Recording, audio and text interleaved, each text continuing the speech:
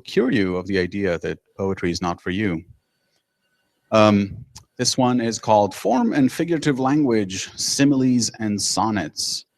It is a little self-referential in that it is itself literative. So the last meeting, those of you who missed it can access the recording, was kind of an introductory lecture and was about lyric poetry in general, and then how poets cultivate their sex lives, which is a crucial topic. This time I skipped the clickbait, and I'm no longer disguising the fact that I'm here to talk about poetry. All right, but wait, isn't that the boring stuff from school? I'll ignore the cheap seats. No, the short answer is nope, this is not the boring stuff from school, because I'm here to entertain, and your school was not. And also, we will keep jargon to a minimum, because demonstrations are better than definitions. Also, no homework, no tests, which is awesome, yes.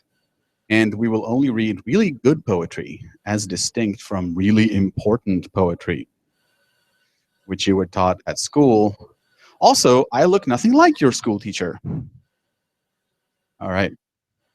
But seriously, we will cover poetic form without tears, and then kind of zoom in to similes, both kind of the naive sort and then the Homeric sort. And then we will read a selection of sonnets, which is a poetic form, ranging from Petrarch all the way back in the early Renaissance to Tom Dish, who died just a few years ago. So, without further ado, poetic form without tears. Paul Valéry, a French polymath, poet, essayist, genius, said, "Poetry is to prose as dancing is to walking." Does that make some intuitive sense to you? Walking is a well-understood activity. Its purpose is to move you from point A to point B to get you somewhere you need to go. Dancing does not have that goal, generally. Indeed, you often end up in point A or stay in point A the whole time. What does dancing do? I mean, they both involve the legs, the feet, generally, in some people more than others. But they use the medium of moving the body, of moving the legs and the feet in different ways for different goals. And so Valéry is telling us poetry, as distinct from prose, and he doesn't just mean like stories, like fiction. He means any prose text, any text that is not poetry, like newspaper article. The poetic text is like dancing. It has different goals and different means. So I really like this this quote, one of the wiser things that were said about poetry, and I really hate discussing or answering the question, what is poetry? What is a poem? Is this a poem? Is that a poem? If I transcribe the San Francisco phone book into truncated lines, is that poetry? Some people really love discussing that, and there are certainly philosophical and theoretical aspects to that, but we'll have none of that today. All right. But what is poetic form? So if we carry the dance simile, the likening of poetry to dance, dance involves at least these elements, right? Movement, rhythm, costume sometimes, facial expression. Indeed, it involves a vocabulary of dance, right? Like a repertoire of certain moves. Those of you who remember the disco era can attest that the vocabulary of disco dancing is different from contemporary dance vocabulary. Yes. disco fans in the audience. So all of these elements participate in dance. And these are forms that contribute to the whole that is dance. Similarly, poetry and poetic form has many different components.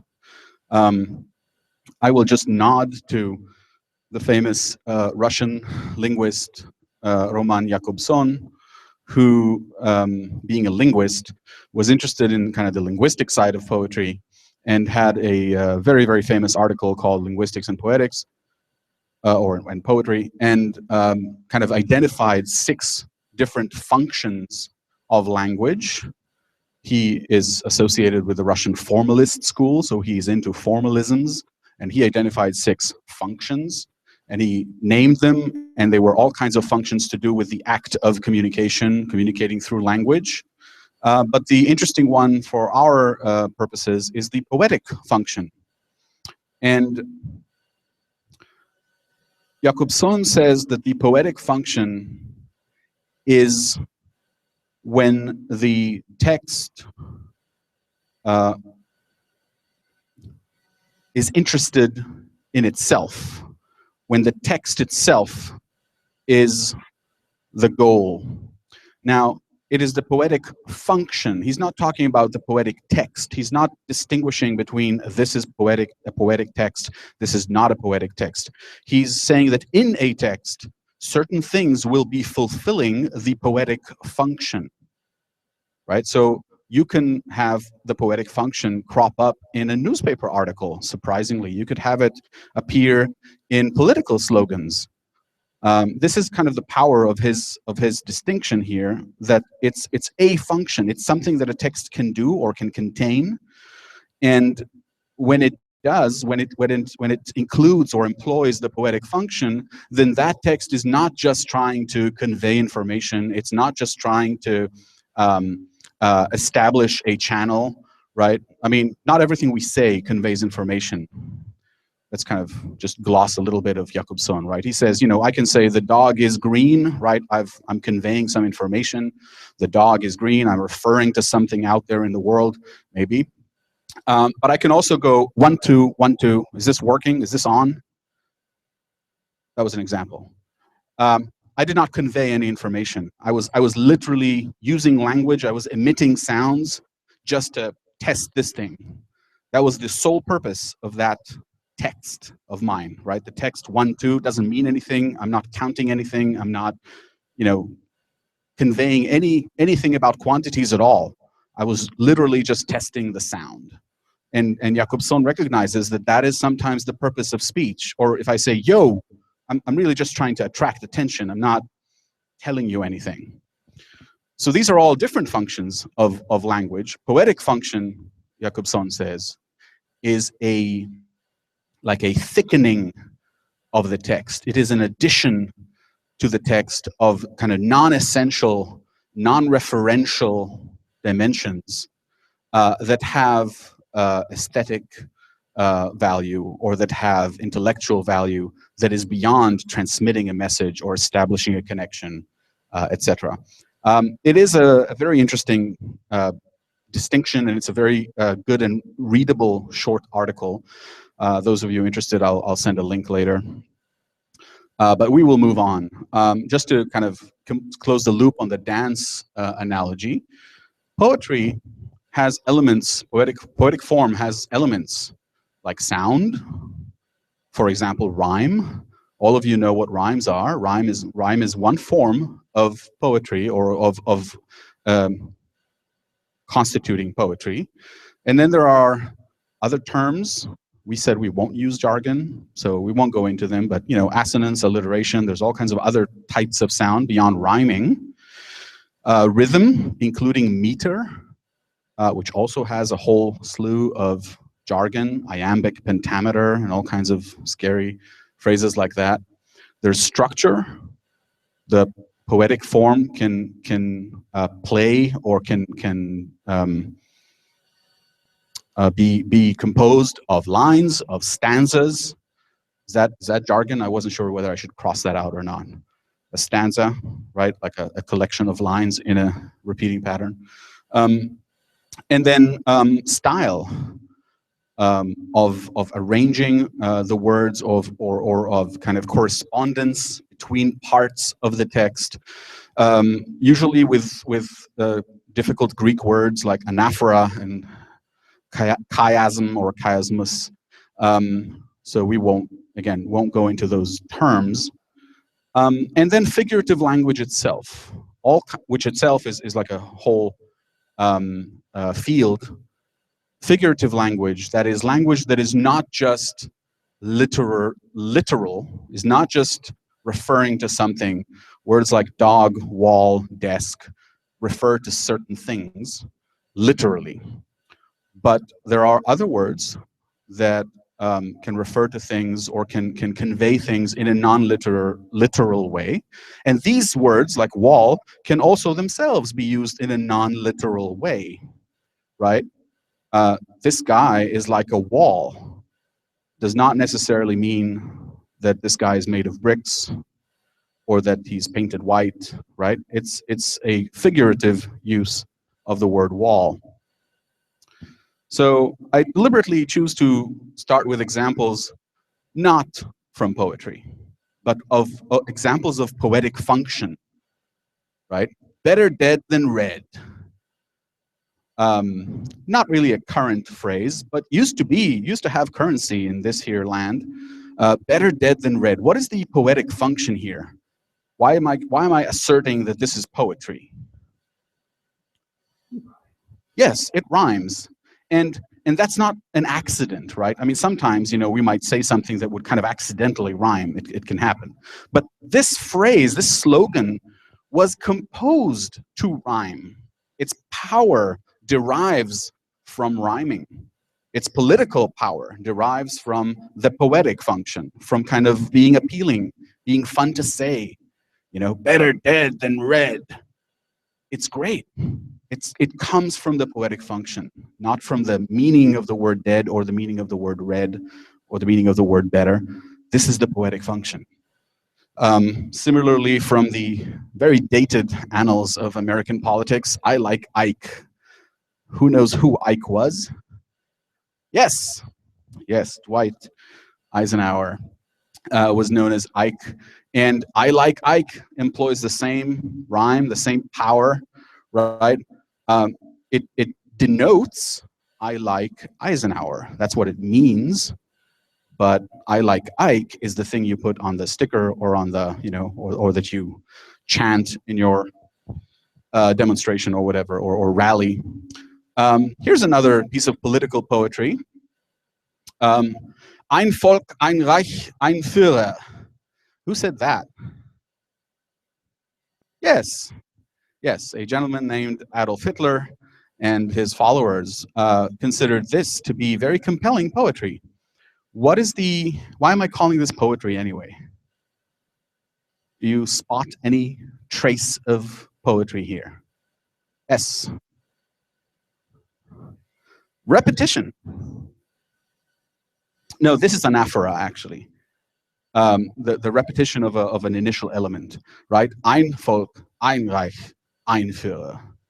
This repetition is itself compelling, does itself have some power, poetic power.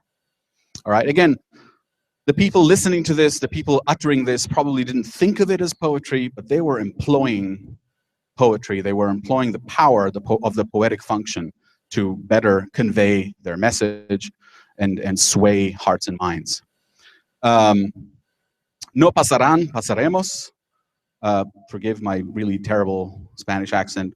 What does that mean? Where is it from? Anyone? Spanish Civil War in the 30s. And it's what is the poetic function here? Why am I calling this poetry? Can you use the mic if anyone answers? There's a microphone right there. All you need to do is click the thing at the bottom. Yes. Anyone? No idea why this is poetry? Why am I calling it poetry? I still think it's assonance, but I don't know what Assonance means it's just like saying ass. Assonance? Yes, you could call it that, but or without going into the terminology, there's a repetition here again, right? In this case, it's a repetition of the verb with modification, right? Repetition and modification, right? They will not pass. We will, right? There's contrast. There's repetition and contrast. These are again two very simple building blocks of the poetic function. It's one way of achieving a poetic effect is contrast. Another way of achieving a poetic effect is repetition. So I'm deliberately kind of putting it after the German phrase. Here it's not just repetition, it's repetition and contrast. What about the next one? Labor isn't working. It's a British political slogan. Labor isn't working. There's a double meaning. Yes. Because if you were to define the word labor, you would say labor is working. And yet, point is that labor is in the labor movement. Right. It's not. Labor Party in this case. Yes, right? it's not functioning as well as it might. Yes. So this is, yes, as you say, double meaning. It's a pun, right? It's another one of the poetic, of the manifestations of the poetic function. And again, this is not, you know, a well-reasoned political argument. This is not proof positive that the Labour Party is somehow deficient. This is a slogan, and the reason it is working, or the reason it could work with some people, is the poetic function. Is that it's compelling, it's funny, it's quirky, it's a pun, it's naughty, whatever. Its power is in the poetry. And finally, kind of political, broadly construed. Where's this phrase from? All for one and one for all. Yes, the Three Musketeers. Very good. And those of you who are up on the text will maybe remember that there is a political context in which they are operating. And their kind of oath of loyalty to each other, one for all and all for one, in English it's reversed, is itself kind of resistance to certain political occurrences in that context, which we won't go into, but I kind of, again, am trying to make the point of the diversity and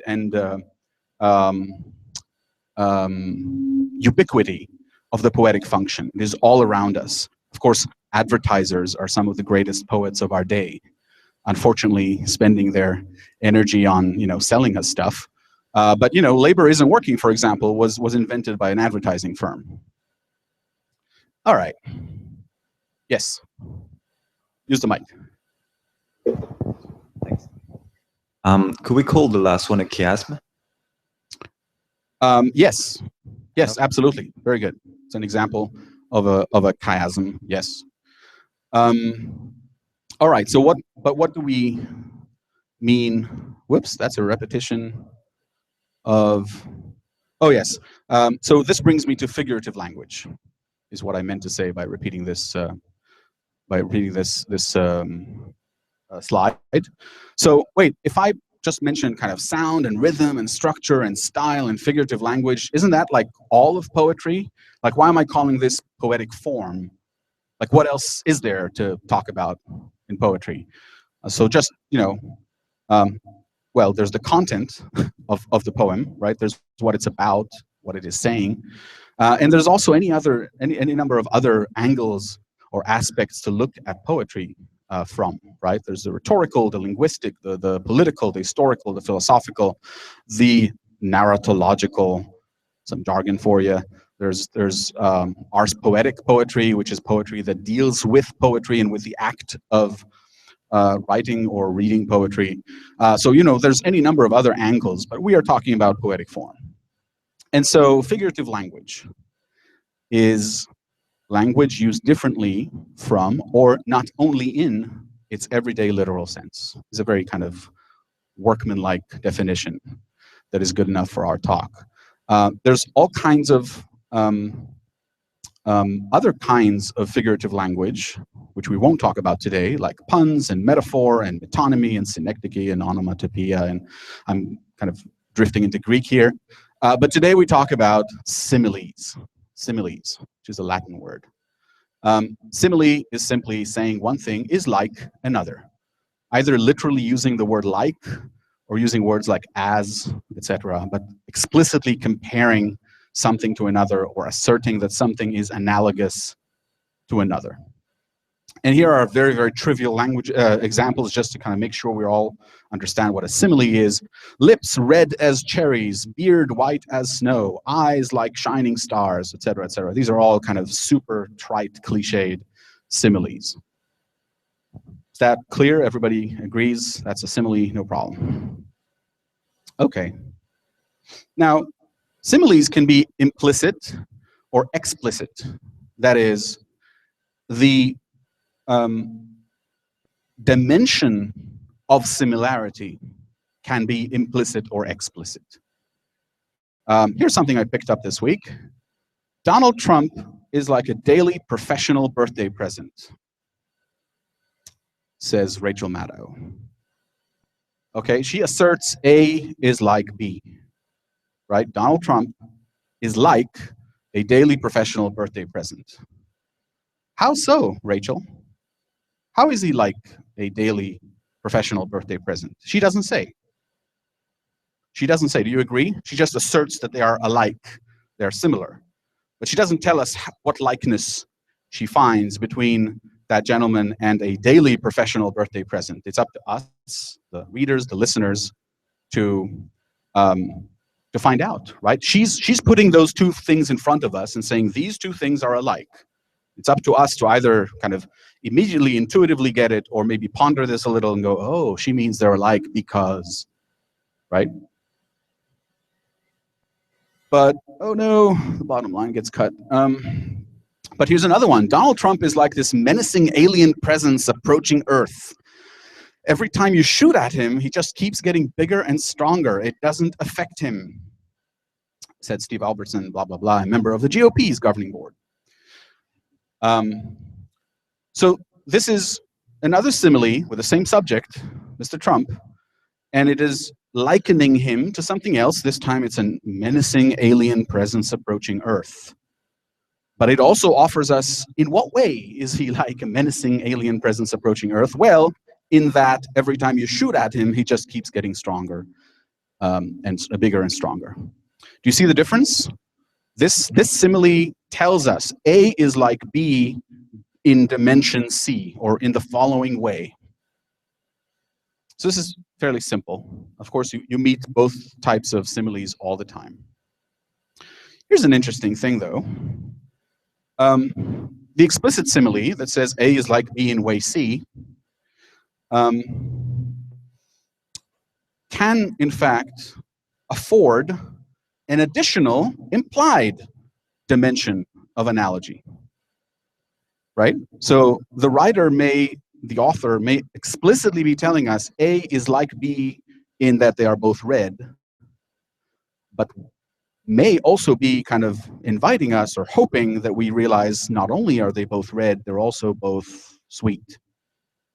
Just by putting A and B in front of us, even though the author called out only one way in which they are alike, it immediately automatically creates the possibility, depending on how we read or how we pay attention, of noticing additional dimensions of analogy, and some writers have put it to brilliant, brilliant use. Even if the writer did not intend to plant any kind of delayed blast cognitive payload, the reader, I don't know where that metaphor came from, the reader can kind of do the work on their own, right? We can look at an explicit analogy, simile, with the explicit analogy spelled out, and on our own come up with, well, yeah, but they're also alike in that they both have magnificent hair. You know, we could hypothesize about it. Whether or not the author intended it, often we will not know. We will never know if we kind of got some hint that the author left us or not.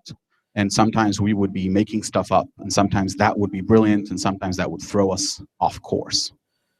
But I wanted to call out this interesting feature of an explicit simile in a way kind of more sneaky than the open-ended implicit simile, where we just say they are alike. You make up the details of the analogy. So here's an example. This problem is huge, like Bigfoot. Pretty stupid simile, but it's explicitly saying this problem is like Bigfoot in that they are both huge, right? We could also wonder, is it also a hairy problem like Bigfoot? Excellent. Yes, and indeed, you might maybe it's like Bigfoot in that it's mythical. It doesn't actually exist. That's an interesting statement about the problem. It's huge, hairy, and non-existent. Did the author intend this when he made that sentence? Maybe, maybe not. Sometimes you need the context, right? You need to know something about the author to kind of assess whether that level of obliqueness or indirectness is reasonable, plausible. All right, but what's the point of similes? Why are they part of poetic texts? Why do artists deploy them at all? Why do we need them? So most fundamentally, similes exist to concretize the abstract, to take the abstract and make it concrete, right? They appeal to the sensed and the known, right? Things that we have sensed and we have immediate experience of, immediate in the sense of unmediated experience of, and they use those things that are unmediated and known to introduce the abstract, the felt, rather than sensed, right? Emotional or thought content, and the unknown. So that's the most fundamental use of simile. That is the reason you use similes even in what we would not consider poetic or artistic texts, right? We use similes all the time. We use similes to help children understand things, right? It's like this. If you have ever read any religion, any religious text or scripture, it is replete with similes all the time, because religion is inherently about abstract things, about intellectual things, about assertions that are hard to make concrete. Similes are kind of tool number one to make those things concrete. And that is why scripture, religious texts, and also theology, not just scripture itself, but kind of the discourse about religion is also full of similes. But beyond that, which is kind of a core cognitive function, like I said, it's not even to do with art. It's to do with how humans make sense and understand things. Beyond that, similes engage the reader. They add variety to the text when we're not just telling things, we're not just narrating, or we're not just referring to things that exist. Sometimes we kind of take a little detour and make a simile. They're also aesthetically pleasing in themselves. Sometimes, right? If I say his beard was white as snow, was that very aesthetically pleasing? Not so much, because it's so trite. It's so, yeah, whatever, white as snow. It's like almost kind of a unit, right? White as snow. Just like some products these days, right? They come in, passion pink. It's like it's already kind of dead. The juxtaposition is no longer kind of active. It doesn't engage the imagination so much. It's like, okay, yeah, this is passion pink. And it is also useful for a more artistic purpose, which is to introduce new or unrelated semantic fields into a text. So a text can be about one thing, but a simile suddenly introduces vocabulary, notions, scenes, paints a picture of something else that couldn't otherwise have sort of entered that text. Think back to the Trump simile, menacing alien, what was it, kind of doesn't really belong in reportage about a political rally, but the simile allowed that writer to kind of introduce this really wild vocabulary about aliens and things. We will see more engaging examples of that in just a minute. And the simile, like I said, can kind of sneakily suggest additional analogies beyond the explicit analogy. made in the simile. Wait, are you just going to talk about this stuff with no Greek this time? Of course not. Homeric similes. So Homer, the Greek author of the epic poems, the Iliad and the Odyssey, Homeric epics are graced with the most wondrous similes. You would think that it's kind of really ancient poetry. You would expect the similes to be kind of simple and everyday, but they are in fact ornate and touching and wonderful, and I will share some with you.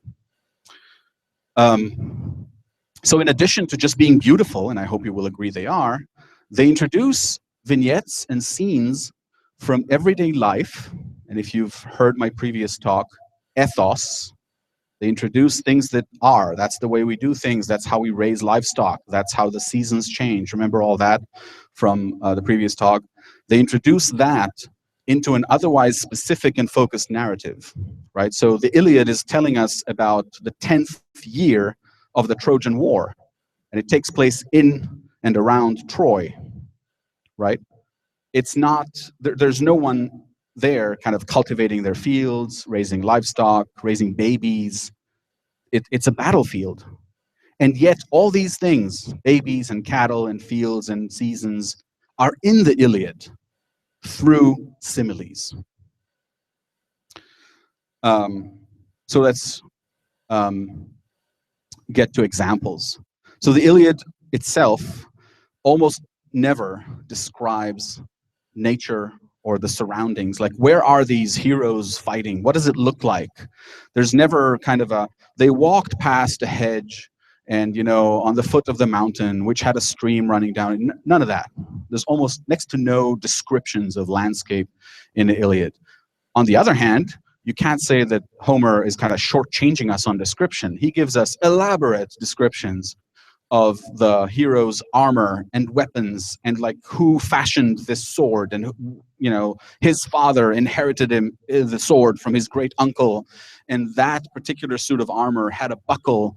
You know, we get a lot of that in the Iliad. So it's not like the poet kind of didn't have time, you know, is like super concise or something. Nope. He chooses not to describe those things, but he does add them through similes. Yes.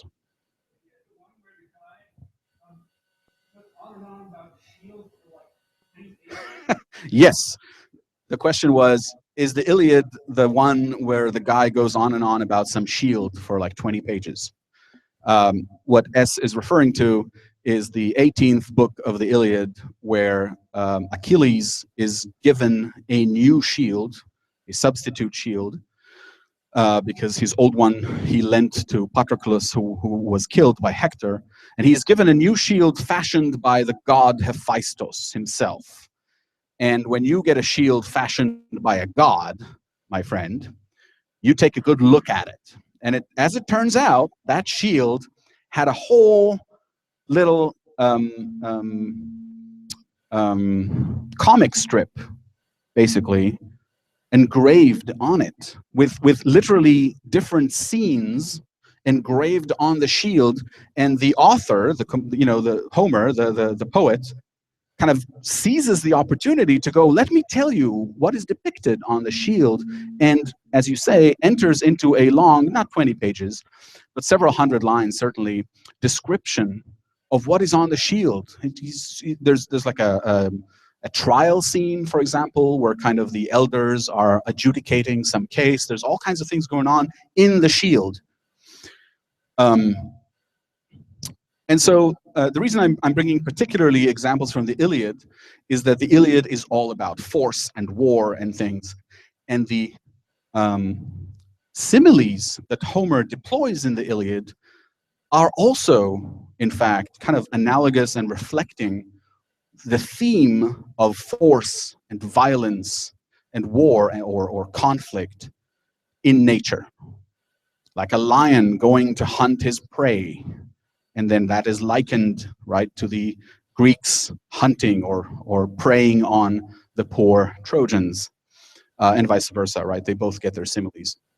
And kind of parenthetically, if that sounds interesting to you, there is a fantastic, brilliant, genius essay called "The Iliad, the poem of Force by a lady named Simone Weil. You should all read it. Well, no, only those of you who found that appealing.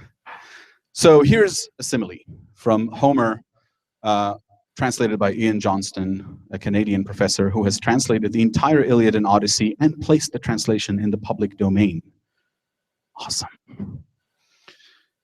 Just as an all-consuming fire burns through huge forests on a mountaintop, as happens, right? And men far off can see its light, so, as soldiers marched out, their glittering bronze blazed through the sky to heaven, an amazing sight. You see the simile here, of course, right? A is like B. These warriors marching out in their glittering bronze are like what? A raging forest fire. If you kind of let yourself imagine, these words kind of conjure up an image in your mind, it's a pretty striking simile. It's not your beard is white as snow, right? It's actually a pretty striking simile. Armors kind of glittering in the sun like a forest fire you see on a mountaintop, like from afar. Pretty strong and well observed. Tradition, by the way, says Homer was blind, interestingly. Here's another one. As many birds in flight, geese, cranes, and long-necked swans, in an Asian meadow by the flowing river Kaistrios, fly here and there, proud of their strong wings, and call as they settle, the meadow resounding with, by the way, do you notice it's long? It's a long simile, right? He's painting a picture. He's not just saying white as snow, red as cherry. They fly here and there, proud of their strong wings, and call as they settle, the meadow resounding with the noise. So the many groups of soldiers moved out then from ships and huts onto Scamander's plain. Scamander is the river next to Troy. So again, what is he describing, right? What is he describing with this simile? Just kind of the disembarking, right, of troops from the ships. They're just getting off the ships and onto the plain, preparing to fight. But what is he likening it to? A whole scene of many birds in flight, and different kinds too, kind of miscellaneous, all kinds of birds, and they're making noise. All of these elements, if you, again, kind of let that simile play in your mind, all of these elements contribute to what he intends to convey about the warriors disembarking from the ship. They are making noise too. And it's a miscellany too, right? Because they don't have, modern uniforms or anything. It doesn't look kind of uniform. They all wear their own individual personal armor. They speak slightly different dialects. It's a miscellany. Yes, they're kind of exulting. They're rejoicing in the, as soldiers do to this day sometimes. One more. Like flies swarming around shepherds' pens in spring, when pails fill up with milk. What a domestic scene, right? So the Achaeans, that's the Greeks, a huge long-haired host, marched out onto that plain against the Trojans, eager to destroy them. So again, you see the juxtaposition of a domestic scene, milking the herd, with the army embarking. These are all from almost the same page in the second book of the Iliad, which is the book where it's also known as the catalog of the ships, because the entire book, you would have loved that. There's like 800 lines cataloging who came on this campaign against Troy, like by name and city, and like what was his father called. And so even the Greeks, who were deeply interested, by the way, in this catalog, because they were like, oh, wait, those guys participated? And, the cities and the tribes that were not mentioned in the Iliad were upset and kind of built all kinds of theories. No, we were kind of, part of that group and stuff. So it was deeply interesting to the Greeks, and yet the poet kind of breaks the monotony of just listing names and places by inserting these similes. Here's another example from much later in the Iliad. And here I suggest there is also irony in the simile. Just as a man tends a flourishing olive shoot in some lonely place with a rich source of water, a lovely, vigorous sapling stirred with the motion of every breeze, so it bursts out in white blossoms. But then a sudden stormy wind arising rips it from its trench and lays it out prone on the earth. That's A. That is how Menelaus, son of Atreus, then cut down Panthos' son, Euphorbus, of the fine ash spear. Do you see the irony in the simile? Do you see that the poet is adding some note of bitterness here? You know, you start by painting a picture that is wonderful. A man is tending a flourishing olive shoot that is a young plant, right? And it's growing and everything is good and there are white blossoms, right? So this is, what is the, like if we were to spell out, what is the man and the shoot, what are they analogous to? Yes, like his parents, right? This guy's parents, the victim's parents. He is concretizing this. Instead of just saying this guy killed that guy, he's inviting us to imagine the cultivation of that young man before he was killed, right? His parent nourished that shoot, and the shoot had blossoms, right? He blossomed into a fine young man, etc., etc. But then a sudden stormy wind, i.e. the Greeks showed up with their ships, right? That's the sudden stormy wind. And like that, removing the shoot, which is, you know, invites you also to kind of think maybe it was not ready to kind of defend itself, right? It's too young, it's too tender. Removing the shoot from its trench and laid it out prone on the earth, kind of even, I don't know, physicalizing the picture, right? Laid it prone on the earth, right? From the plant's perspective, the moment it's sort of plucked out, it's dead, that's it. But he goes kind of the extra mile and says, and laid it prone on the earth, which already, you know, is much more contributing to the image of the dead warrior lying prone on the earth. And here's another example, one last simile from the Iliad, the death of Simoesios, a young man. He's in fact the first victim in the Iliad, the first man killed in the fourth book. But he did not repay, Simoesios, the young Trojan, he did not repay his fond parents for raising him. His life was cut short on great Ajax's deadly spear. As he was moving forward with the men in front, Ajax struck him in the chest by the right nipple. The bronze spear went clean through his shoulder. Homer is not squeamish. He will tell you exactly how people found their death. He collapsed in the dust like a poplar tree, one growing in a large, well-watered meadow, from whose smooth trunk the branches grow up to the top until a chariot builder's bright axe topples it, bends the wood to make wheel rims for a splendid chariot, letting the wood season by the riverbank. So this is like a detail, right? Letting the wood season by the riverbank. It's kind of a detail of the craft, right, of the chariot builder. It's not absolutely necessary to kind of draw the analogy, right? It would have been enough to say, you know, toppled by the bright axe. But no, the poet wants you to know, you know, that he knows how chariot wheels are made, and he wants the picture to be complete, you know? So as long as we're talking about how chariots are made, well, you should know that after cutting the wood, it's also seasoned by the river. It kind of adds substance to the painted picture in the simile. That is how godlike Ajax chopped down Simoesios, son of Anthemion. So we already know he died, right? We were told right up front, he died and died pretty gruesomely too. But this simile, again, concretizes it, humanizes Simoesios, because we don't know Simoesios from Adam, right? It's just a name. But now we know a little bit about him.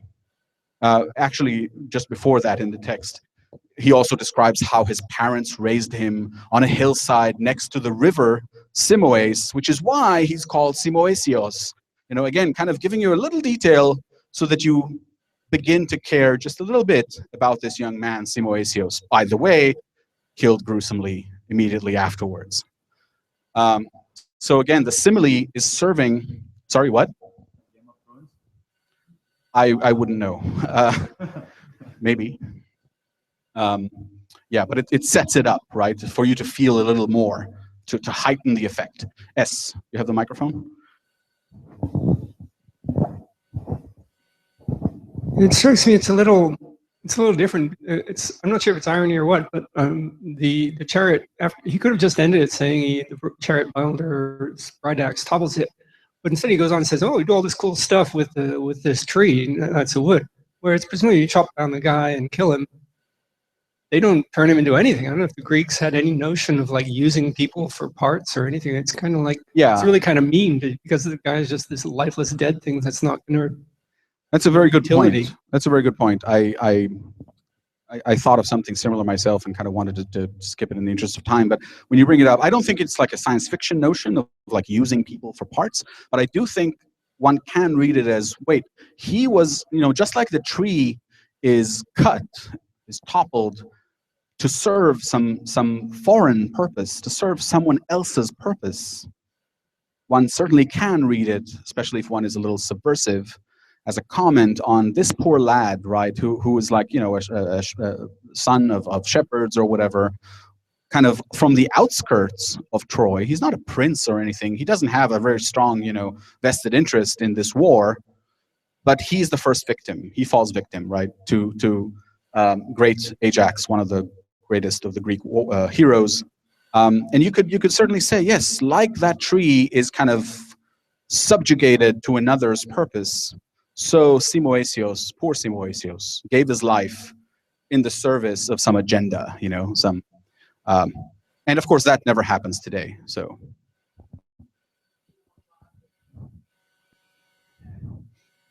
use the mic, please. If you read more broadly into it, the impact that war has on the countryside when it's driven by the people in power. It's not just any chariot, it's this splendid chariot.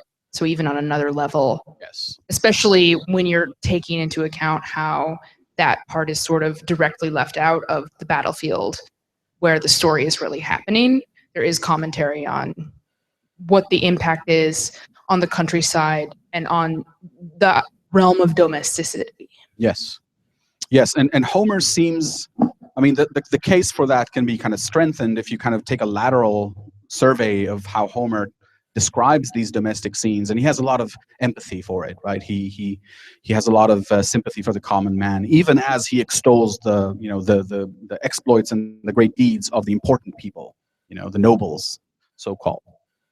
All right, moving very, very wildly forward into another example of simile. This is a modern simile. Okay, this is from the early 20th century. T.S. Eliot, a hyper-brainy American poet, opens one of, yes, modern and modernist, yes, opens one of his most famous poems from 1917, the love song of J. Alfred Prufrock, and it opens with this simile. The second part of that simile is in the next slide, okay? It starts, it's a love song, right? The love song of J. Alfred Prufrock. And it begins, "Let us go then, you and I, when the evening is spread out against the sky, like a patient etherized upon a table." Ooh. Talk about creepy. Not exactly a pickup line, right? He is perfectly aware of this. This is a very, very deliberate simile, right? Eliot, again, hyper brainy, he knows exactly what he's doing. He's calling it the love song, and he's beginning it with this kind of adorable, "Let us go then, you and I, when the evening is spread out against the sky," which is also kind of like a facile rhyme, right? I and sky, you know, like a patient etherized upon a table, which is just a terrifying simile, just one of the most shocking,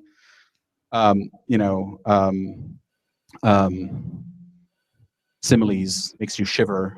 And you can imagine, I mean, we are in the jaded 21st century. We've seen it all, and we have experienced all kinds of modern and modernist art. But when he publishes this, it is even more shocking. Is the simile clear? I mean, the evening is spread out against the sky like a, so I talked about how shocking it is, the surprise, but what like if we try and imagine this or try and kind of parse this, what is he telling us about the evening? What are we to make of that? Like if we take it at face value, he's asserting that the evening is spread out against the sky like a patient etherized upon a table. So what can we, like, you know, just imagine a scene. There is a patient and the patient is etherized upon a table. What can we say about that? Well, the patient probably has something wrong with him or her, right? There's sickness kind of implied, or infirmity of some sort is kind of implied. And the patient is etherized, right? That is anesthetized, right? Paralyzed on the table. So it is still, it is motionless. That is also included here. Would you agree? So he could have said, you know, the evening is still. That would have been fine, you know, for a love song. The evening is motionless. That already kind of sounds, well, maybe a little stuffy, maybe a little oppressive. The evening is motionless. But no, he's saying the evening is like a patient etherized upon a table. I think there are even a few more levels of creepiness here. Like when we're looking at this image of a patient etherized, it has a connotation of sickness, but also a lack of control. So it touches that sort of a fundamental human fear. And one could see in the first statement, depending on how you read it, that there is a slightly sexual connotation to it as well, which makes the second part even creepier. Yes, you can read that into it. You can also, you know, say, well, is he going to make it? You know, some people never wake up, right? I don't think so. It's, you know, when you go under, maybe you never come out of it. Maybe it's a coma. Maybe, you know, it's like the one step before death. I mean, death is certainly kind of foreshadowed here. So I just literally wanted to kind of wildly show another kind of simile that is definitely not Homeric, but every bit as powerful as the Homeric simile. And shorter. Yes, and shorter. All right, so now we'll move on to the second half of this talk, the sonnet, which of course will also afford us several opportunities to look at similes, so that's okay. The sonnet. And we begin our exploration of the sonnet with Petrarch. Petrarch was the most interesting man in the world in his day. Wait, no, not that picture. This picture, yes. Petrarch lived in the 14th century, the fabulous, amazing, unbelievable Italian, Tuscan 14th century. He was a scholar, he was a poet laureate, which was a title bestowed on him for the first time since classical times. Sometimes called Father of the Renaissance. He discovered a bunch of letters by Cicero that kind of are given credit to kind of single-handedly have kind of kick-started renewed interest in the classics and classical texts and in philology, close to my heart. You don't have to care. He's also sometimes called the first tourist because being the poet laureate, he was given some resources and he literally just traveled around Europe for pleasure, to kind of take in the sights, talk to people, you know, meet other intellectuals. And that's why they kind of call him the first tourist. But of course, he's not the first tourist. You know, Herodotus, for example, is a much better candidate for that. And a lot of people traveled in the Middle Ages before the Renaissance. That's right, and not just on business. You know, a lot of people traveled to learn about new places and things, and even say that they're doing that. So first tourist is kind of ridiculous, but anyway. So this dude probably no one ever called him the most interesting dude in Tuscany, but I'm going to. Once saw a woman in a church. She was called Laura, and he wrote her more than 300 sonnets. Never made it to first base. He fell utterly and absolutely and irrevocably in love with her. Thing is, she was married, and so appropriately told him sorry.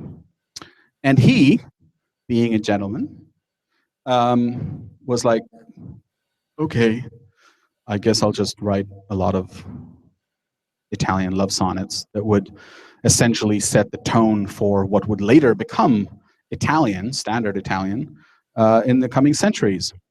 So he literally just kind of pined away for her until she died. And then he was completely destroyed and brokenhearted and mourned her, etc., and wrote some more sonnets about that too. Interesting dude. Okay, but what is a sonnet anyway? What are these things that he wrote? Well, it's a form. And again, I'm really not interested in kind of getting into very accurate definitions. So I'm giving you kind of an amalgamated diachronic definition across the ages. It's a poetic form. It generally has 14 lines. One of the most stable characteristics of the sonnet is that it has 14 lines, although some sonnets have 15 lines or 16 lines or 13, just for fun. But the classical sonnet has 14 lines, often divided into an octave and a sestet. Fancy words to say the first 8 lines and the last 6 lines. Sometimes those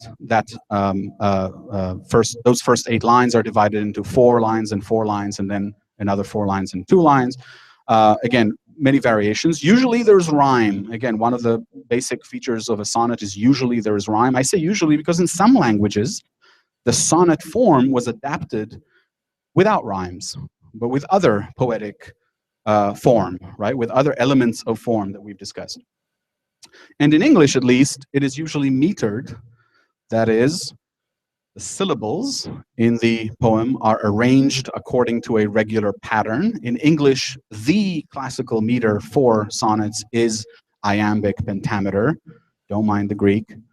And it is, again, harking back to our talk about lyric poetry, it is personal. It often has a lyric statement. Remember, we talked about the lyric poetry saying that there is the ethos, there's what is, there's how things are, and then there's what the lyric poet says about how things are, or the twist, or the new piece, the I am here to tell you something new about the way things are. Very often, that structural division of the sonnet is used precisely for that contrast, right? The first 8 lines present some kind of problem or situation. You know, she doesn't love me is a very classic problem for a sonnet, right? Or she says no. And then the 6 lines kind of resolve it in some way. And, you know, the more original or the more surprising or the more witty or the more beautiful your resolution is, the better the sonnet. And it's a pretty compact form, because to do all that in 14 lines is harder than it may sound. So yes, if we kind of want to translate it into our previous terms, right, the resolution is the logos, is what the poet is saying about the ethos that he presented. Often it is about love, broadly construed. That is, wanting to love, not being able to love, loving too much, loving too little, not being loved back, broken hearts, my love has died. And also some of them are not about love. All right, so that was like a very, very amateurish kind of sketch of what a sonnet is, and on to actual sonnets. Here's a sonnet by Petrarch in an unfortunately not very formal modern translation by an amateur named A.S. Klein. And he says, "I'm so afraid of those lovely eyes assault, in which love and my death exist. I run from them like a child from the rod." Here's a simile, right? I run from them like a child from the rod, and it's long since I first took that step. There is no difficult or high place from now on I would not reach to avoid what scatters my senses, leaving me as if I were cold enamel. These are the first 8 lines, right? So this is the problem in this sonnet. Is the problem pretty clear? I mean, we don't have time to really kind of analyze every sonnet here, but you know, he has a problem. His problem is he's afraid of those lovely eyes. And you know, by extension, he's afraid of his beloved or that person, right? And he's running from them like a child from the rod. He's avoiding them. He's avoiding them so fervently that there's no difficult or high place he would not go to just to avoid those eyes. Okay? The second part of this sonnet. So if I turn towards you only lately, right, after all this avoidance, not to be nearer what consumes me, perhaps I am not without a true excuse. More, to return to the place I fled from and free my heart from such deep fear is no light testimony to my loyalty. So again, no rhymes here. It's a very loose kind of translation formally, but I was interested in the content here, in the lyric statement here. So what is he saying? You know, so first he told us he was running away, he couldn't stand it, he couldn't bear it, there was nothing nowhere he wouldn't go to avoid his love. And now here's the twist. He's come back, he's approaching his love again, and what is he telling his love? He's saying, first of all, I've just told you why, right? I've given you a reason. But secondly, there's actually even some virtue in what I did. You know, here I am overcoming this tremendous fear to see you, because I'm loyal to you, right? You know, no light testimony to my loyalty. He's commending himself to his beloved after kind of making a big deal about how difficult it is for him and how for the longest time he was trying to avoid her because of the pain. Right? Is that clear, this sketch? It seems like he's trying to make her think that he's giving her something when he's actually not giving her anything. I think it's a trick. Yes, it's a trick in that way that, you know, most of the examples of logos that we've seen are a trick, right? It's a presentation of a situation. You know, you may think I've been avoiding you rudely and stuff, but actually I'm into this other girl or whatever. Actually, I'm a huge hero, right? Conquering my deep fear and blah, blah, blah. All right. So now I'm going to send you a plant. So this is, you know, just one of, again, hundreds of love sonnets that Petrarch wrote to Laura. And here's another one. This was written after she died. And this is an older translation. It's a 19th century translation by Thomas Higginson, a good friend of Emily Dickinson, friend and mentor of Emily Dickinson, if you care. And he says, "She ruled in beauty o'er this heart of mine, a noble lady in a humble home. And now her time for heavenly bliss has come. 'Tis I am mortal proved, and she divine." So here you see a little bit more of the formal art of the sonnet, right? You see the rhymes, right? Mine and divine. And also kind of a visual rhyme, an I rhyme, home and come. They do not rhyme, but on paper, they do rhyme, right? They look similar, which is an acceptable form of rhyming too, especially in 19th century poetry. And look at the twist, right? She died, right? This lady died, but he says, no, I am proven mortal by her death. She is divine. Kind of a twist, right? She died, but I'm mortal. In other words, I died because she died, right? Something died in me, etc., etc.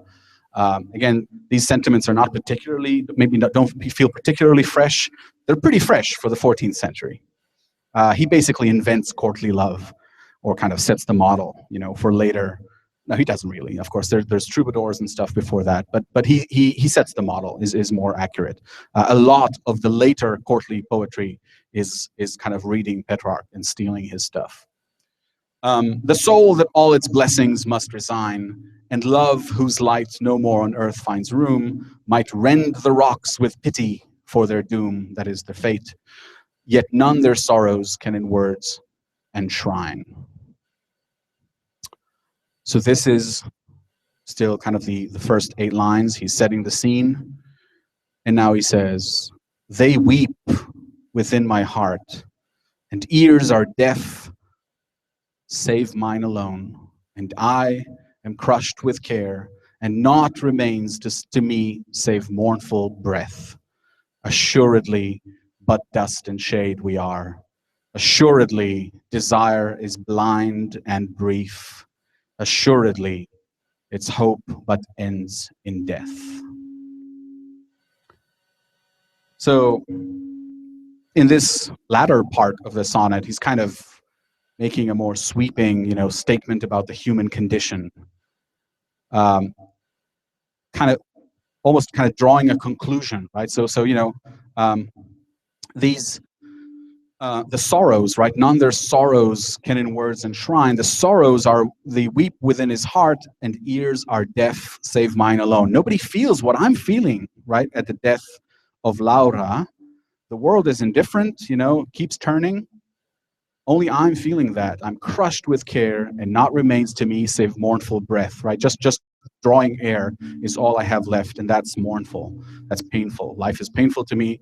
And then he kind of sums it up with this resounding anaphora, this resounding repetition, which is of course, repeated in the Italian as well. Veramente, assuredly, but dust and shade we are. Desire is blind and brief. Hope but ends in death. Uplifting.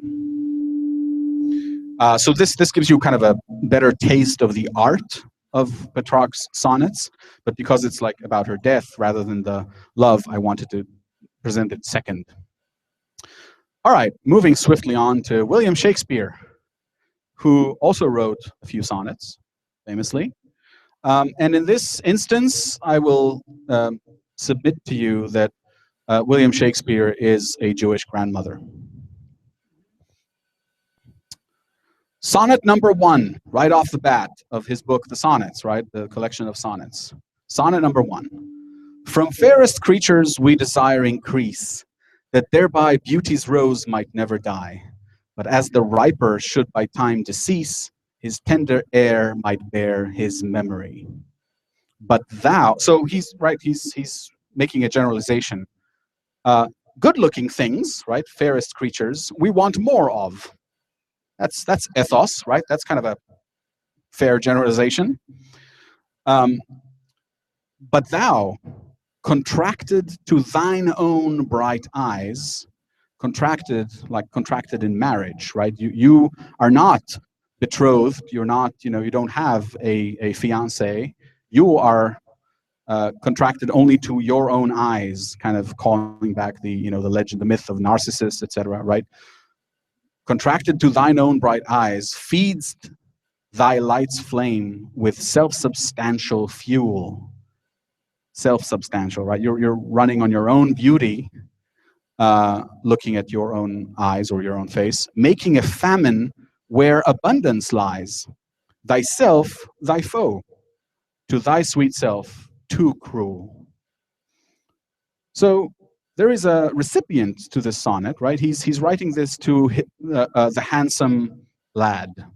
There's tons of scholarship about like who these sonnets are for, but these ones are clearly to a man. Later sonnets are to a dark lady.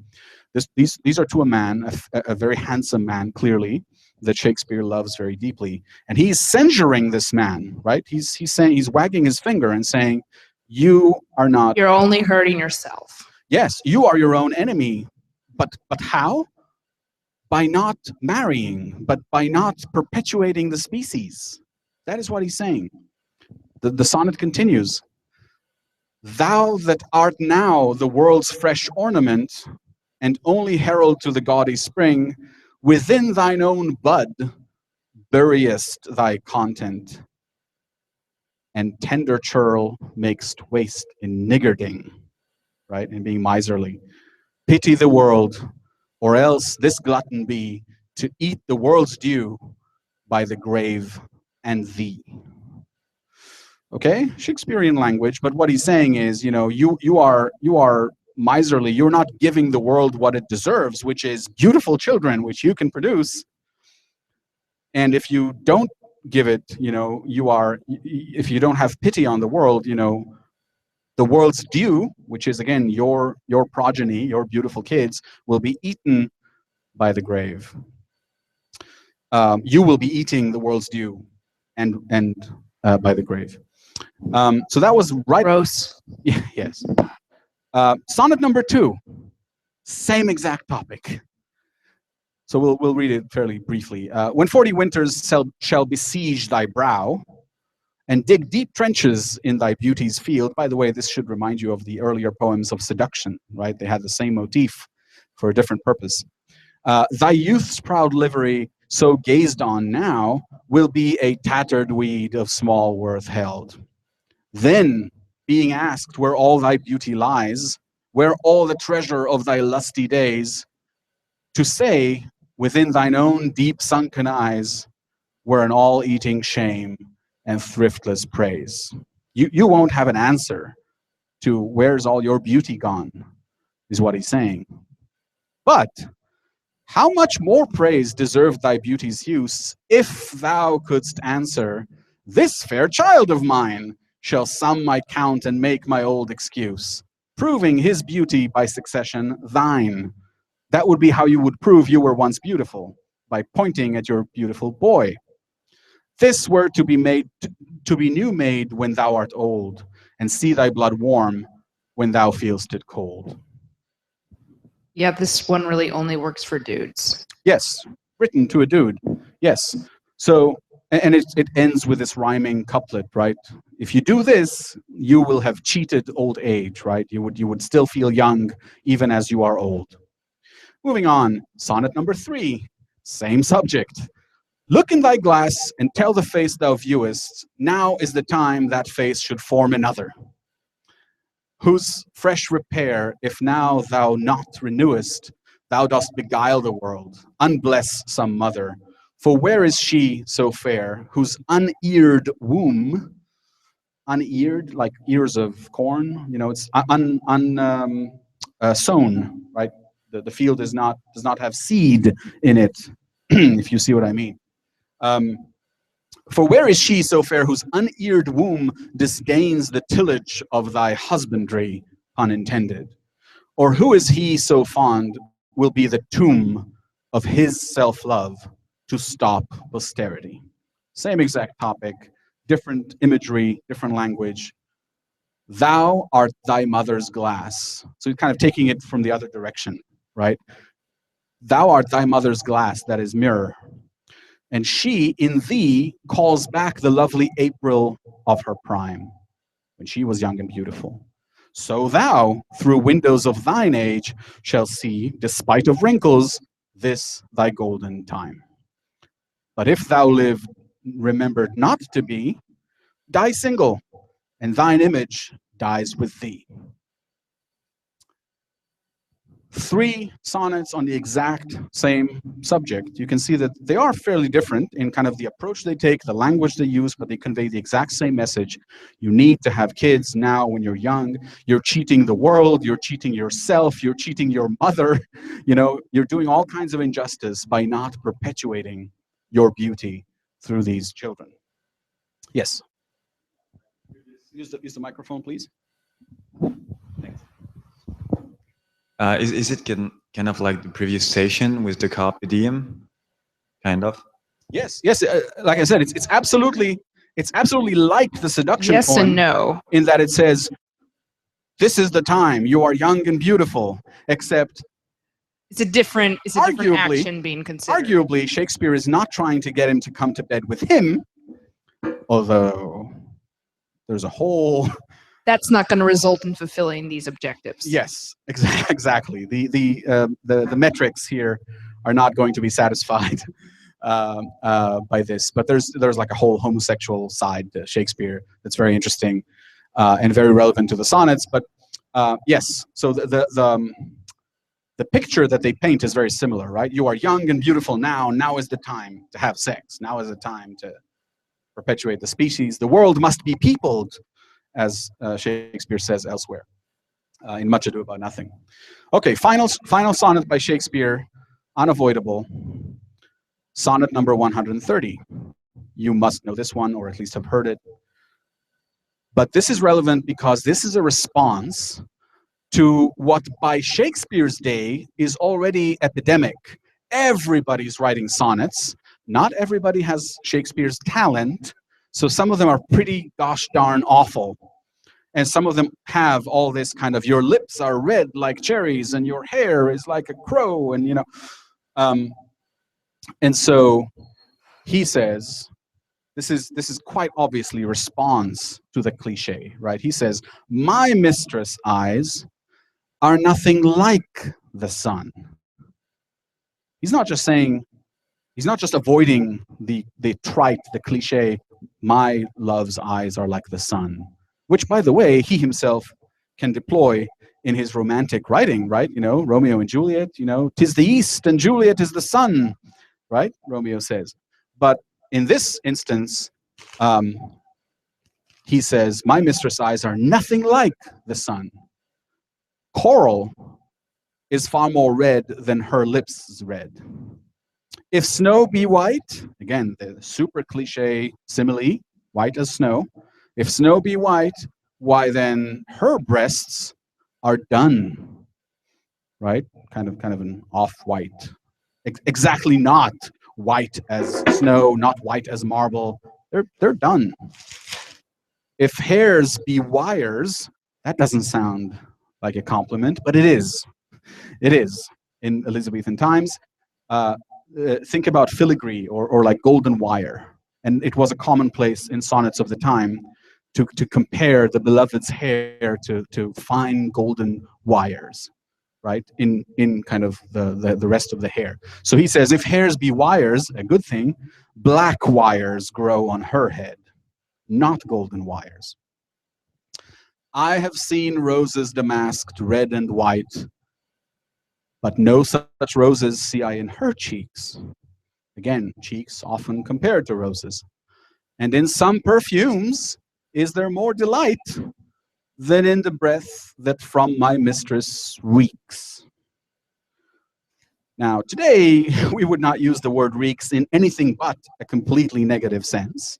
In Shakespeare's time, it really just means smells or emanates from, a smell emanating from something, and yet it also means stinks. And again, in this context, we cannot but see this as a negative comparison, you know. No, her breath is not like perfume. So this is the octave. This is the 8 lines. He's saying, no, my love is not like that, not like that, not like that, not like what you all are singing about to your loves. I love to hear her speak, yet well I know that music hath a far more pleasing sound. I grant I never saw a goddess go. Again, the beloved is constantly compared to a goddess. I never saw a goddess go. My mistress, when she speaks, when she walks, treads on the ground. And yet, and in this sonnet, the twist is just in this couplet, not in the 6 lines. And yet, by heaven, I think my love as rare, as unique, as wonderful, as any she belied with false compare. So, it is a love poem. It is a compliment, if you will, to the beloved. It's just a little indirect, and it kind of goes through a long detour of kind of criticizing or satirizing the commonplace love poetry and love sonnets of his day. You all sing these platitudes and these false comparisons.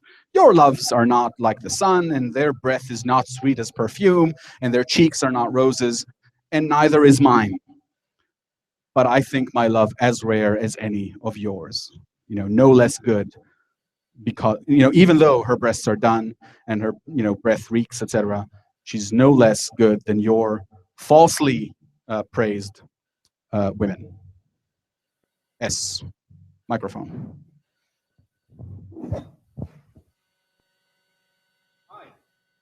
I don't know. You had a face like you're struggling with a question. I'm just trying to puzzle what he's meaning by belied with false compare. Can't quite parse that. Yeah, it's a little confusing. I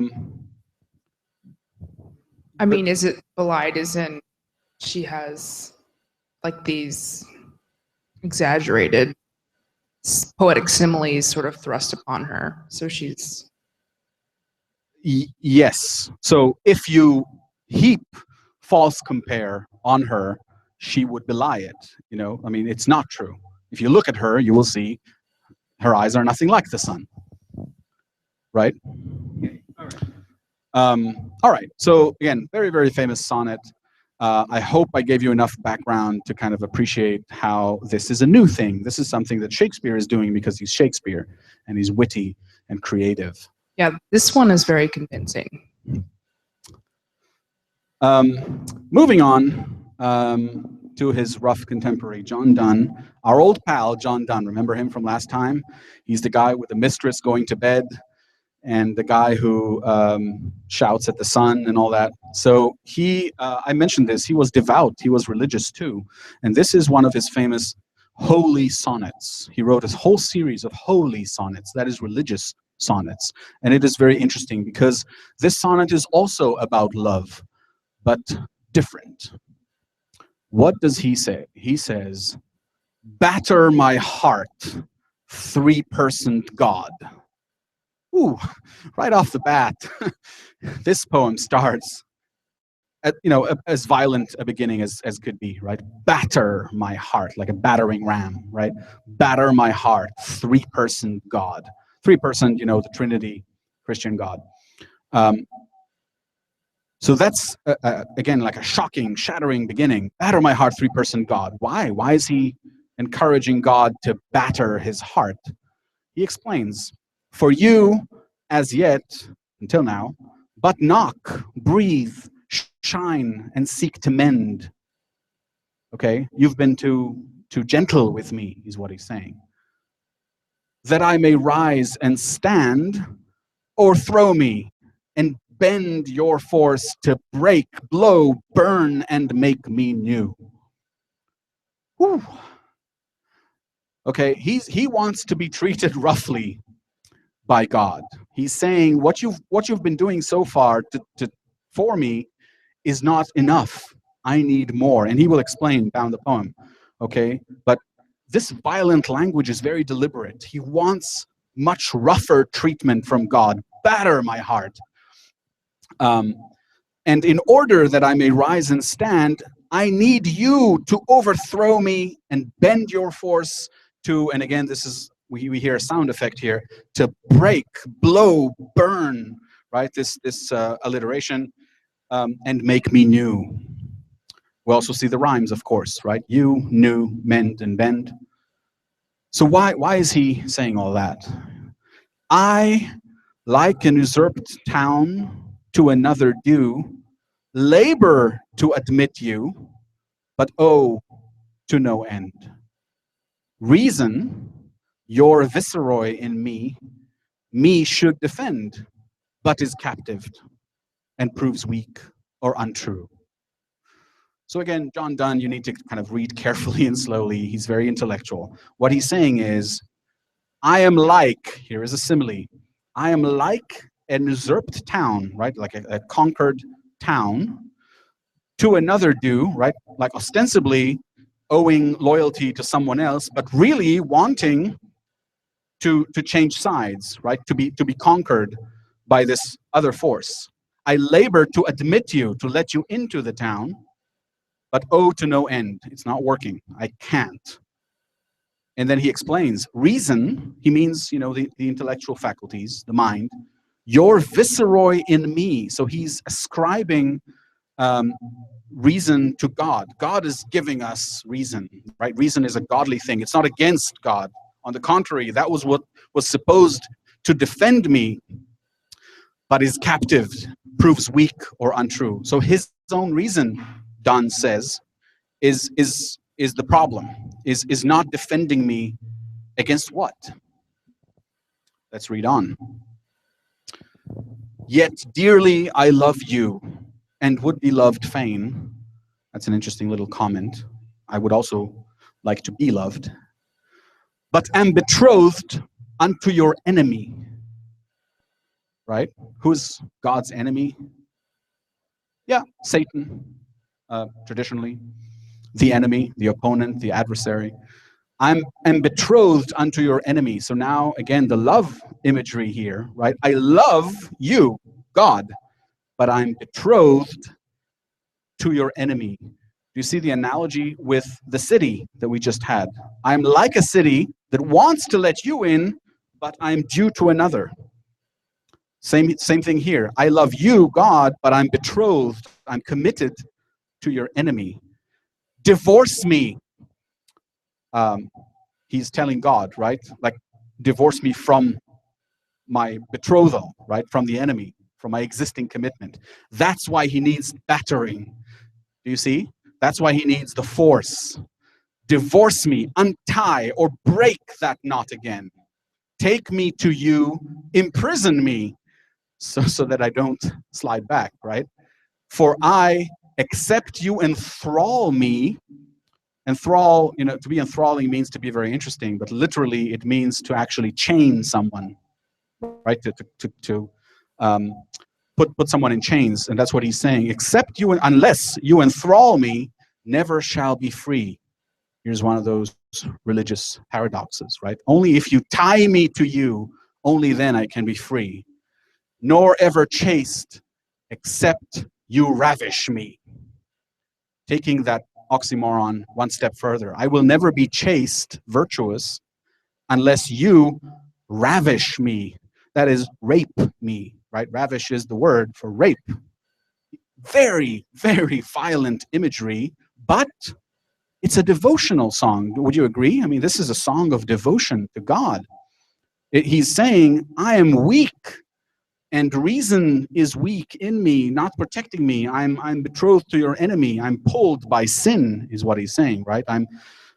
My loyalty kind of leans over to sin, but I want to be with you. I want to let you into my heart. I want you to imprison me in virtue, in chastity.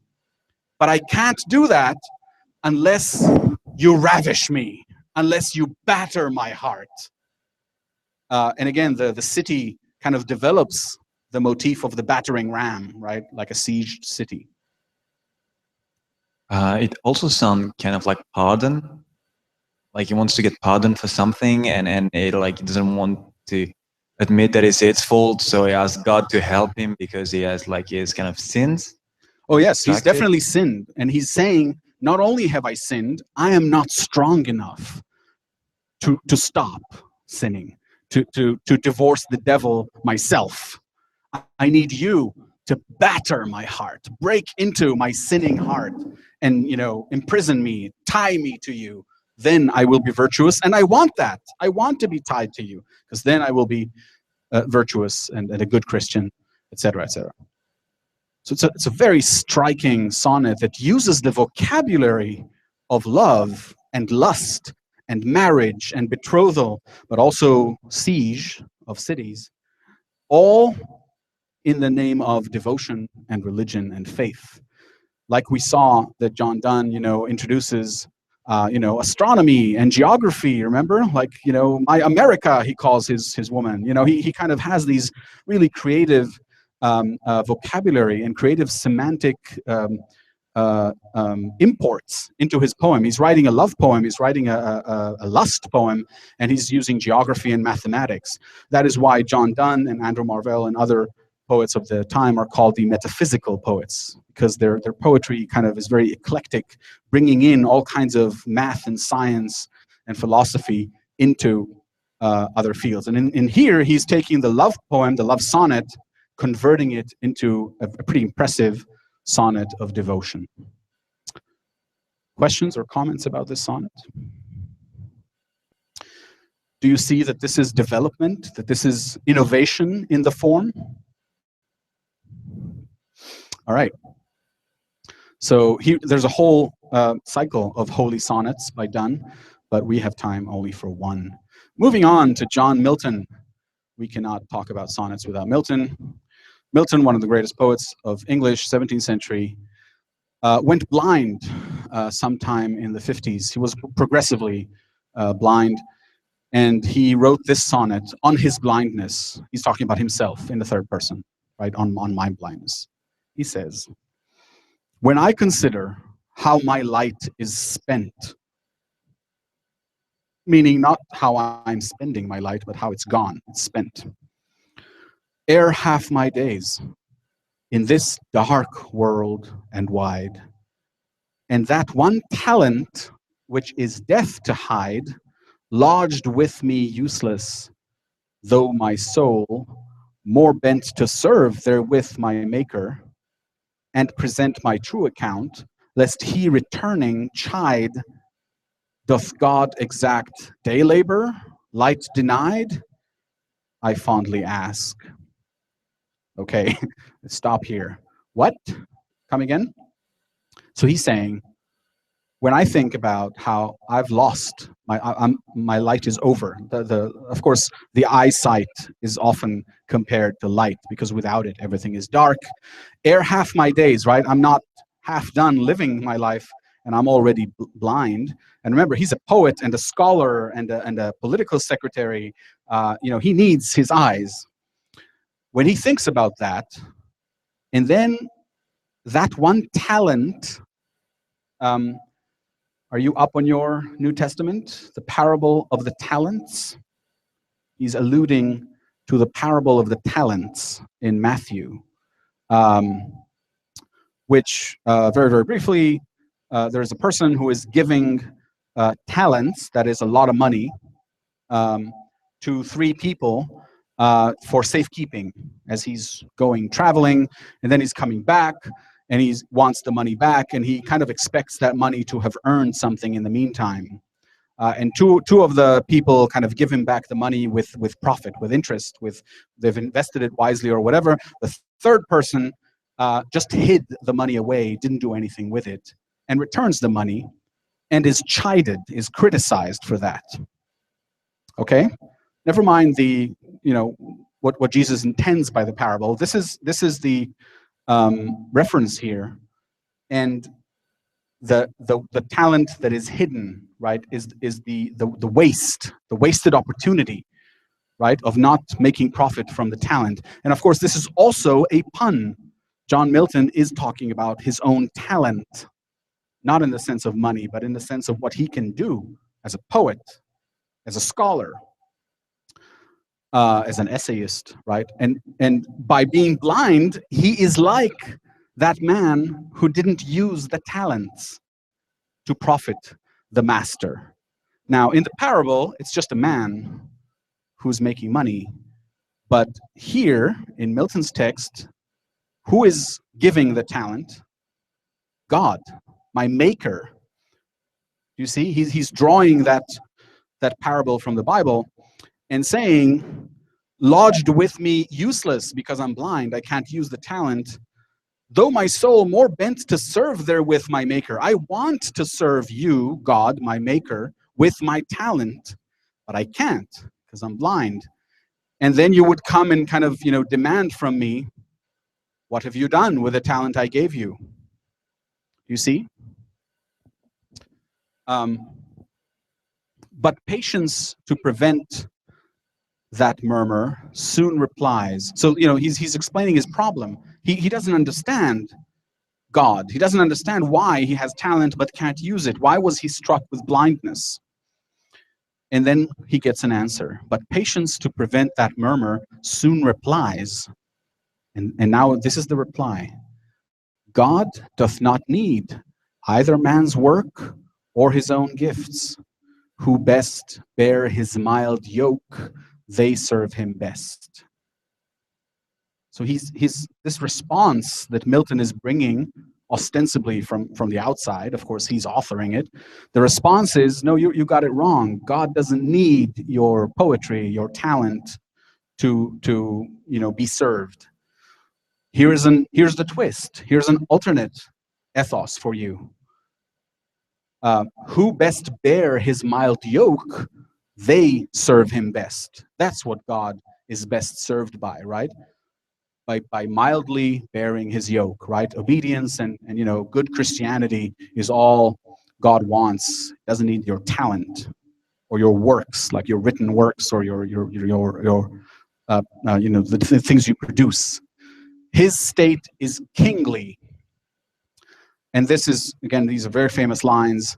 Thousands at his bidding speed, and post o'er land and ocean without rest. They also serve who only stand and wait. Okay, so Milton is kind of offering himself consolation, religious consolation, on his blindness. Again, we could go into a lot of detail studying this poem, but we won't. But do you have questions or comments about this? Another example of the religious sonnet. Yes, microphone?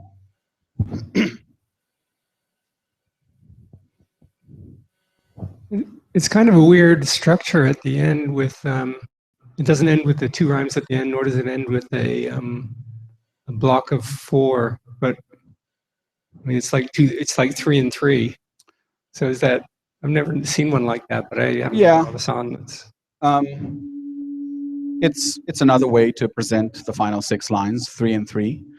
There is rhyme here, of course, right? There's need and speed, best and rest, state and wait, right? There's full rhyming here, just not a couplet, like Shakespeare likes to end his sonnets with a couplet. Yeah. All right. Yes.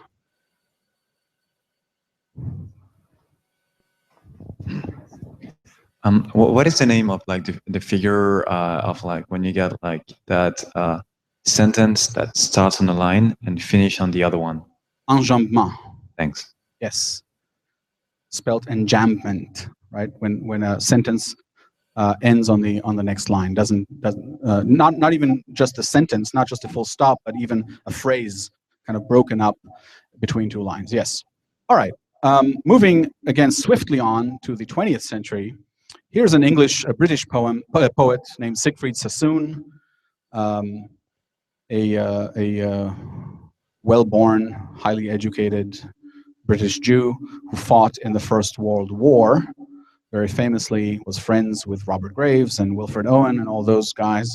And he writes, based on his World War I experience, this is one of the last sonnets we'll read. Sonnet called Glory of Women. You love us when we're heroes, home on leave, or wounded in a mentionable place. You worship decorations. You believe that chivalry redeems the war's disgrace. You make us shells, that is, ammunition. You listen with delight by tales of dirt and danger, fondly thrilled. You crown our distant ardors while we fight, and mourn our laureled memories when we're killed. This is the first 8 lines. He's stating how things are. This is how women behave or how women respond to us men fighting at the front. I think it's pretty plain, right? Pretty easy to understand what he's saying. And here's the 6 lines. You can't believe that British troops retire, which was a euphemism for retreat, when hell's last horror breaks them and they run, trampling the terrible corpses, blind with blood. O German mother, dreaming by the fire, while you are knitting socks to send your son, his face is trodden deeper in the mud. There's a twist for you, right? So I guess I can sum up the thrust of this is, yes, there's all the fine talk about how brave we are fighting, and and we love you back home. And when we are back home wounded, if it's a mentionable place, if it's not too obscene, you like hearing about, you like admiring like our broken bones, and you like hearing tales of dirt and danger, right?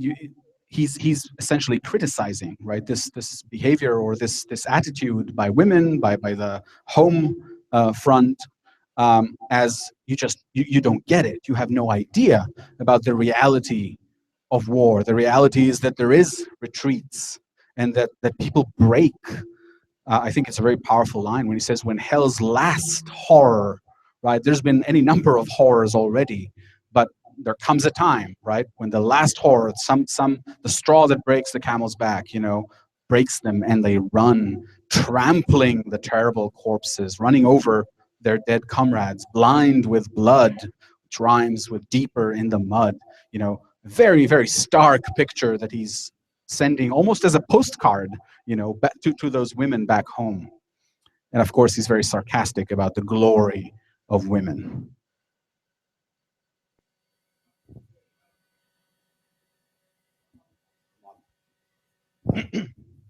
So obviously this poem is pretty effed up because women clearly feel the impact and brutality of war. I agree.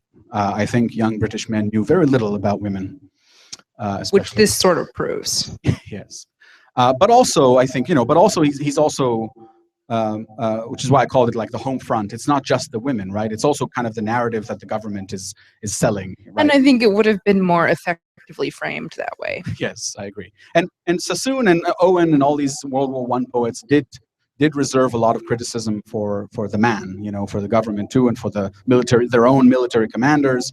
There's certainly a lot of that. But this is a sonnet that, again, I think kind of is a fresh take on the sonnet. It's a reversal of the usual problem and resolution, because the problem seems like a resolution compared to the resolution.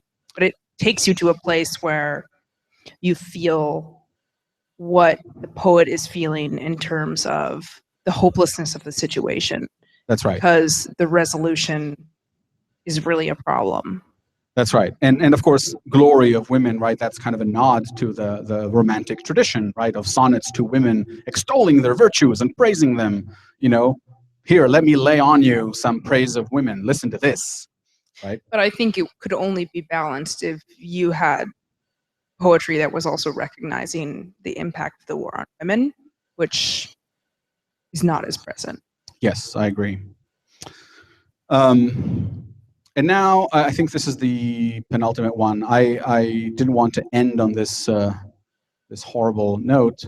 So here's, I'm treating you to one of the most beautiful love poems I've ever read by an American poet named William Meredith. And it's called The Illiterate. It goes like this. And you will notice it's one of the most amazing similes I've ever read too. He says, touching your goodness, I am like, start simile. I am like a man who turns a letter over in his hand. And you might think that this was because the hand was unfamiliar. That is the script, yes? Was unfamiliar, but truth is, the man has never had a letter from anyone. And now he's both afraid of what it means and ashamed because he has no other means to find out what it says than to ask someone. This is what I am like, touching your goodness, right? I am like, now he's painting us this whole picture. I am like that man. Continuing, his uncle could have left the farm to him, or his parents died before he sent them word, or the dark girl changed and wants him for beloved. Afraid and letter proud, he keeps it with him. What would you call his feeling for the words that keep him rich and orphaned and beloved?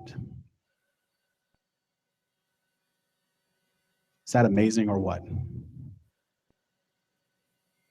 So the entire poem is, let me tell you what it is like touching your goodness. It is like this man.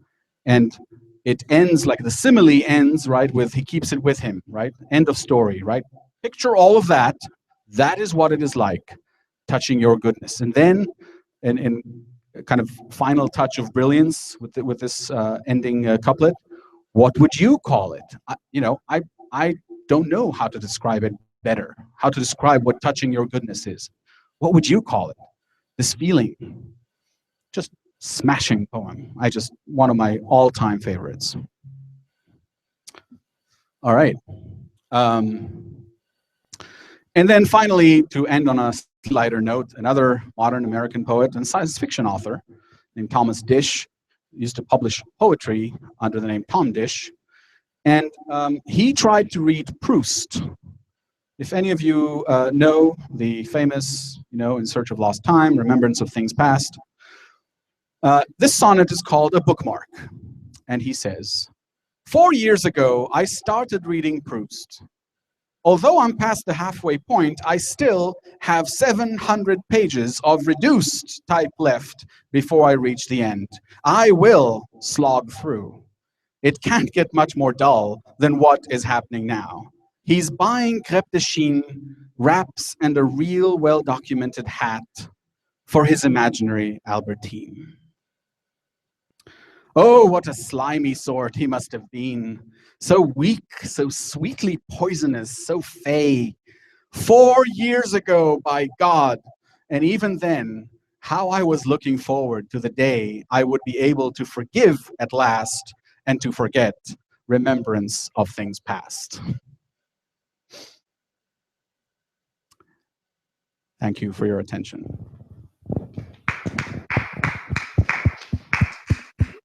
Questions, comments, requests?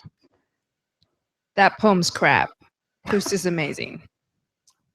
What, oh yeah. I'm not endorsing his criticism of Proust, but I think it's a lovely use of the sonnet form, and kind of, I don't know. There's authenticity to it. I mean, you can tell he was experiencing this anyway. Kind of reflecting. I've been reading this for 4 years, my God, and there's still 700 pages of reduced, which is a brilliant rhyme, I think. Proust and reduced type. Yes. That's pretty good. Yeah. When that was written, how old was he? That's a good question. I can look it up. I think I have a reference to the original magazine publication. I think it's the 70s maybe. Maybe 80s, around that. Like, it's not recent, but it's also not all that old. Maybe the 80s. Yeah. Yes. Two things. Is there a name for what he does with? If you go back to the first part of Tom Dish's thing, where he kind of he breaks up the ends of the lines don't match the end of the ideas. It's kind of that is broken up. That is enjambment. Yeah, enjambment. That is what it's called. Yeah, but it's very kind of uneven, so that it's not like it ends. He rhymes at unexpected places in the sentence structure. It's a very common technique, especially in kind of contemporary poetry. It's very hard to generalize about contemporary poetry, but there is kind of a very popular sense that if your meter and your rhymes are kind of too tidy and every line is an idea, it's kind of too tidy. It's a little cutesy or a little classical or a little traditional or a little dated or a little rusty or dusty or whatever. Some people say no, this is poetry because of the variety, because of the surprise. I will slog through, right? This is let's say it's more appreciated by kind of the average modern sensibility. But also enjambment is a very good tool because it allows for surprise, for humor, for variety, for irony. You can kind of dangle all kinds of ideas. So yes, very, very common technique, and he's making good use of it here. Cool. And if you could go back to, I think so. Yeah. So it's like his point is the illiterate man doesn't know what's in the letter, but it could be anything. Right. It's wild, but I don't understand where he's going with it. It's like you have this unique gift of getting all these things from you that I don't even understand because I can't read the letter, I guess. Yes. Yes. I mean, he doesn't quite spell it out. I mean, part of the, to me, amazing beauty of this poem is that he's so inarticulate. He's not just illiterate, he's also inarticulate. He doesn't know how to speak what he's feeling. Well, the touching her beauty of the goodness. poem is that he's inarticulate, which reflects the nature of feeling that he's describing. So the poem itself is a reflection of what he's describing.